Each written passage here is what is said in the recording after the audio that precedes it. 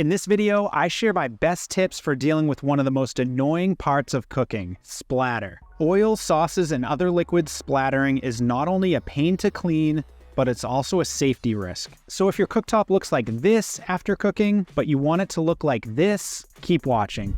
The first tip is to pat your ingredients dry before you add them to the pan, and never put dripping wet vegetables that you just rinsed into a hot pan with oil. When moisture from the food hits the hot oil, it immediately expands and turns into steam. As the steam rapidly exits the pan, it takes some of the hot oil with it. That's what causes oil to pop and splatter. To demonstrate this point, here's a piece of zucchini that I've salted to draw out the moisture. When I put it in the pan, the oil splatters.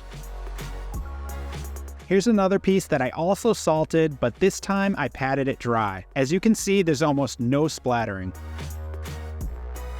Here's the same test with a potato. This piece is straight from the cutting board, and since there's a lot of moisture on the surface, it splatters right when it hits the oil. I removed the moisture from this slice of potato with a paper towel, and as you can see, it barely causes the oil to splatter at all. You get the same results with eggplant. I salted this piece, but I didn't pat it dry. And here's a piece that I patted down. The key point to remember is that the more moisture in the food, especially on the surface, the more it will cause oil to splatter. So the simplest thing you can do to prevent a mess is pat down wet foods before adding them to the pan. But in some cases, splattering is inevitable, and simply patting the food down won't do the trick. For example, burgers, meatballs, and steaks release moisture as they cook. When that moisture interacts with the hot oil and rendered fat in the pan, it causes splattering. Tomato sauce is also prone to splattering because the thick consistency creates resistance for the steam bubbles to rise. As the pressure increases beneath the surface, the bubbles eventually burst through with enough force to cause splattering. In these situations, you have a few options. The first is to simply turn down the heat. Lowering the temperature is the easiest and fastest way to limit the splatter. The next option is to block the splatter with a lid. This works, but the lid also traps steam, impacting how the food cooks. And the moisture collected underneath the lid can drip back into the hot oil, causing it to splatter even more.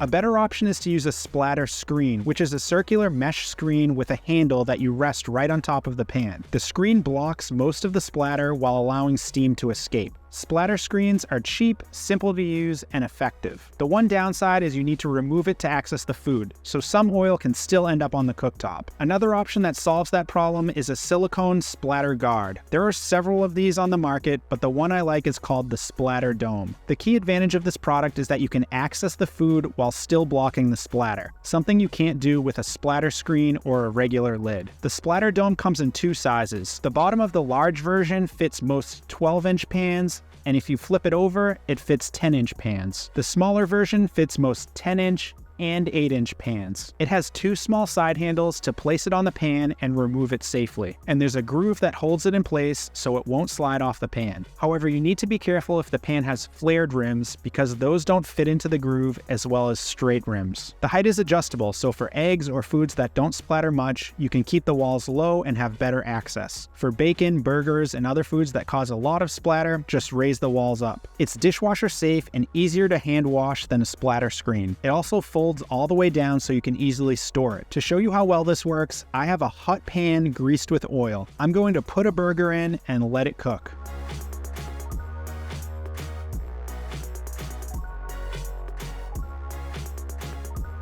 As you can see, the walls catch the splatter and the cooktop is completely clean. If you don't want to spend money or you need a solution right now, another option is to use a pan with taller walls. For example, a Dutch oven, stock pot, or even a wok. These pots are heavier and take more effort to clean than a frying pan, but if containing splatter and keeping your kitchen clean is your goal, they can help. If you're interested in the Splatter Dome or a splatter screen, I've linked to them in the video description. Those are affiliate links, so I'll earn a commission if you click and buy, but at no extra cost to you. If this video is helpful, check out this video where I explain why food sticks to stainless steel pans and give you practical tips on how to prevent it. And don't forget to click the logo to subscribe to the channel. Thanks for watching. We'll see you in the next video.